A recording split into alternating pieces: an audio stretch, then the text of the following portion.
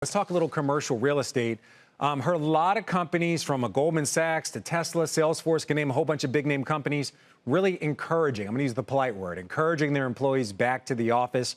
What trends for back to the office are you seeing so far? How does the last third of the year look?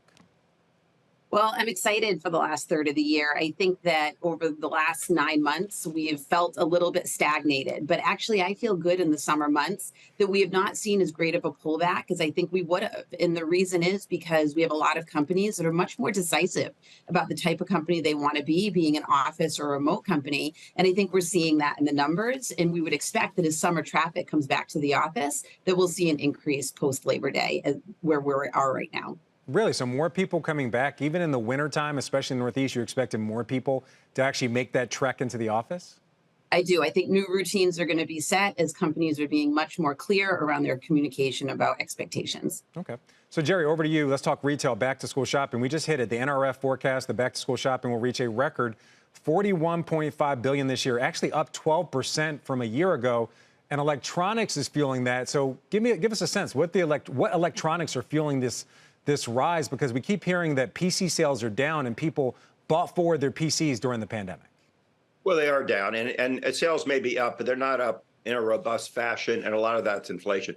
Keep in mind that if you take a retailer like Best Buy, they've told you their sales are negative, and they're going to stay negative for the rest of the year. What we see from consumers, even in a pretty good back-to-school season, is they're buying services, things like you hear about cruises or concerts, and not things, not the goods that retailers sell. And they're buying things they need, necessities, not their wants. And as we turn the corner now and head towards the holiday season, we retailers, we want you buying lots of things that you want and don't need. But that's not where the head is right now. And so what we're going to see is a pretty challenging holiday season.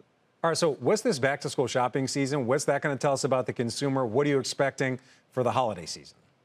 Well, what we're seeing is the consumer is challenged. And, we know why. Inflation, interest rates, credit card debts rising, and then we have the restart of student loans. So we do expect kind of the best in retail, trend is your friend.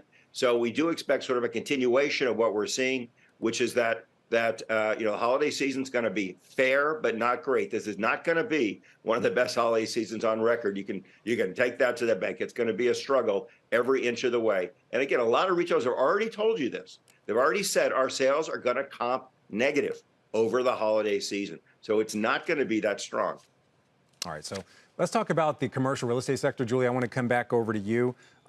Your estimates have $53 billion in loan losses in the commercial real estate sector going forward. About half of that's supposed to impact the banks. So give us a sense.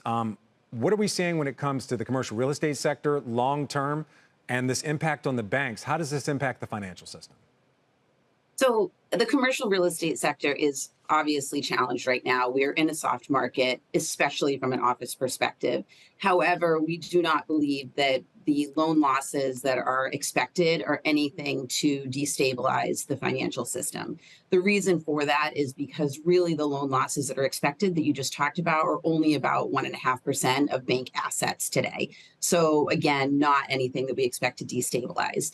It's important to note that although the next year will likely be challenging in office, there is a sector of office, being high quality office, that is quite resilient right now. And we expect to remain resilient before we start to see a rebound in the overall market, hopefully in the 2025 timeframe. All right, so interesting. So I just want to kind of come full circle because these two things are actually pretty connected. So Julie, back over to you. As we see more people go back to the office, Jerry's talking about that retailers want people to buy the things they want, not what they need. Shouldn't that be a tailwind for the retail sector as we see more and more people going back to offices? In many cases, offices are very close to retail stores and shopping centers. Absolutely. And, I just talked about that high quality office space that organizations are fleeting to right now. And much of that is in these mixed use districts that are anchored by retail and the service sector and the experiences that those retailers actually provide. And so as more foot traffic falls upon these areas in the fall and the winter timeframe, then it will certainly be a boon for the retailers that are in those districts also.